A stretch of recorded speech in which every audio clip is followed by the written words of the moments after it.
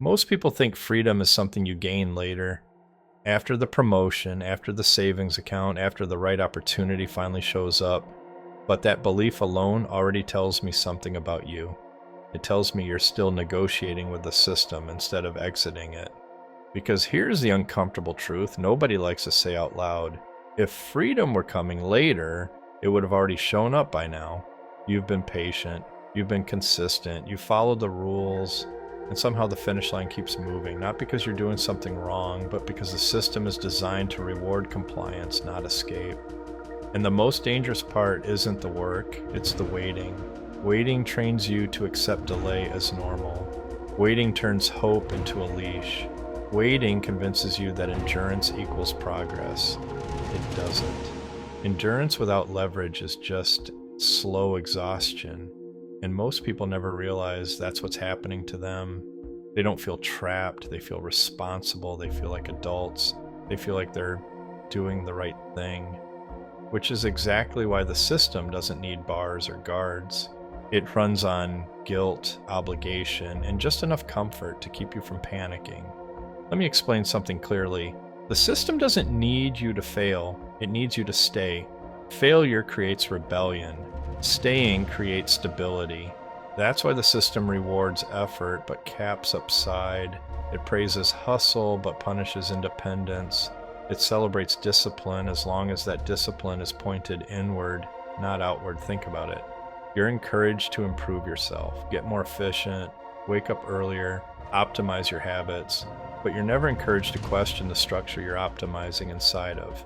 You're allowed to run faster, just not in a different direction. And the moment you even hint at stepping outside the lane, the language changes. Be realistic. Don't risk what you already have. Not everyone can do that. You should be grateful. Those phrases aren't advice, they're containment protocols. They exist to keep ambition manageable. Because ambition that stays personal is safe. Ambition that becomes structural is dangerous. The system is fine with you wanting more money. It's not fine with you wanting control. Because control breaks predictability. And predictability is how the system survives. Most people don't realize that their stress isn't coming from work. It's coming from misalignment. You're operating at a level of awareness your environment can't support. You feel it when Sundays feel heavy. You feel it when success doesn't bring relief. You feel it when rest makes you anxious instead of relaxed. That's not burnout, that's cognitive dissonance. Your mind knows you're capable of more leverage, but your environment keeps rewarding obedience. So you compensate, you tell yourself it's just a phase. You'll figure it out later, you'll grind a little longer, you'll be patient. But patience is only a virtue when the system you're inside of actually leads somewhere. And most systems don't. They loop, same inputs, same outputs, different years. And here's where things get uncomfortable. The system doesn't trap people who are asleep. It traps people who are awake but hesitant. People who see the pattern but still want permission. People who know something's off but keep asking for reassurance instead of making a move. Because leaving requires a different identity. You can't exit the system as the same person who learned how to survive inside it. That version of you is optimized for stability, not leverage. Stability is great for institutions. It's terrible for individuals with ambition. And that's the real dividing line most people never cross. Not intelligence, not talent, not work ethic, identity. Most people are still operating as participants in the system. They want better outcomes, but from the same position. They want more money, but the same approval, more time, but the same expectations, more freedom, but the same structure. That's not how this works. Freedom doesn't come from negotiating better terms. It comes from changing your role entirely.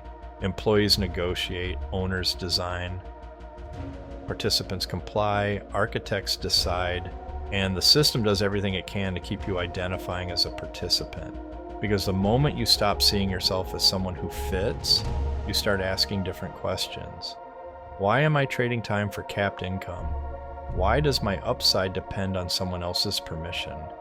Why is my effort disconnected from my results? Those questions are dangerous, not because they're radical, but because they're accurate. The system survives by keeping those questions buried under routine. Routine is the anesthetic. Wake up, commute, work, recover, repeat. You're too tired to think, too busy to reflect, too invested to walk away. That's not accidental. And before you misunderstand me, this isn't about quitting your job tomorrow or burning everything down. That's emotional thinking. This is about understanding the game you're in so you stop confusing movement with progress, because here's the thing, you can be incredibly productive and still go nowhere. You can be disciplined and still be contained. You can be successful by society standards and still be strategically trapped. Most people don't lose because they're lazy. They lose because they never switch games. They keep optimizing for a system that isn't designed to let them win. And the longer you stay, the harder it becomes to leave, not because escape is impossible, but because your identity calcifies. You start defending the system because your life depends on it. You call it realism, you call it maturity, you call it responsibility. But underneath it's fear, fear of instability, fear of judgment, fear of being wrong. Because if you admit the system isn't built for you, then staying becomes a choice. And choices create accountability. That's why awareness is uncomfortable. It removes excuses. Once you see the system, you can't unsee it. And once you can unsee it, staying requires justification. That's where most people get stuck. They see enough to be dissatisfied, but not enough to move. So they numb themselves with distractions, content, entertainment, hobbies that feel productive but change nothing. The system loves distractions. Distraction keeps you emotionally busy while staying structurally still. It gives you the illusion of autonomy without actual leverage. You feel free because you choose what to watch, what to buy, what to post. But none of those choices change your position. That's not freedom. That's customization inside a cage. Real freedom changes your constraints. It changes who you answer to, how you earn, what happens when you stop working. And that's the part nobody wants to talk about. Because leverage takes time to build and ego to sacrifice.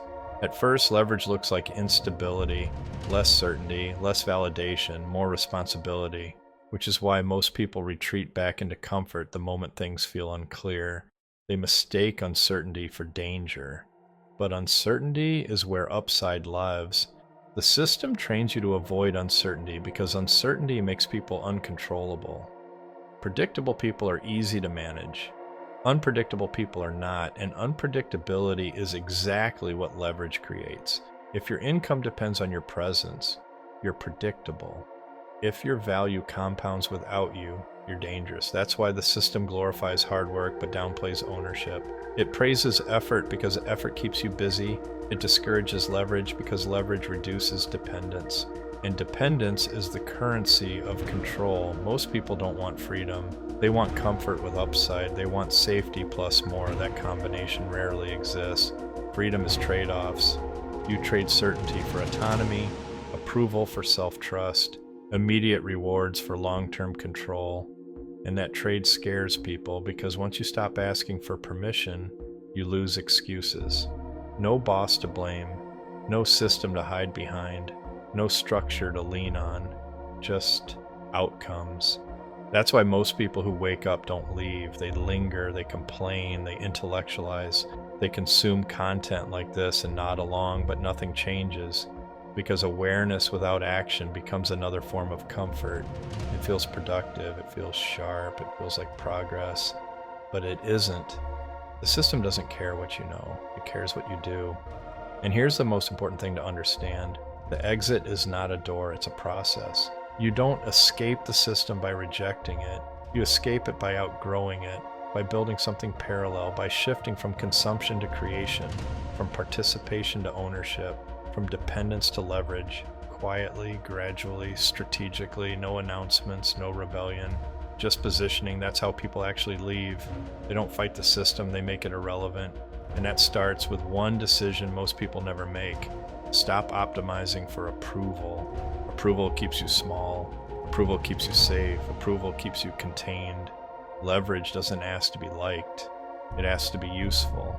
And usefulness compounds. That's why people who escape don't look like rebels at first. They look boring, focused, obsessed with things nobody else sees value in yet. They're building quietly while everyone else is busy maintaining. And one day, the gap becomes visible, not because they got lucky, but because they stopped playing a game that wasn't designed for them to win.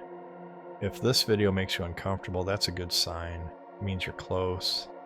Not to escape, but to a decision. Stay and negotiate forever. Or build leverage and change your position. Those are the only two real options. Everything else is noise, and the system will happily let you choose noise, because noise keeps you busy. Leverage sets you free.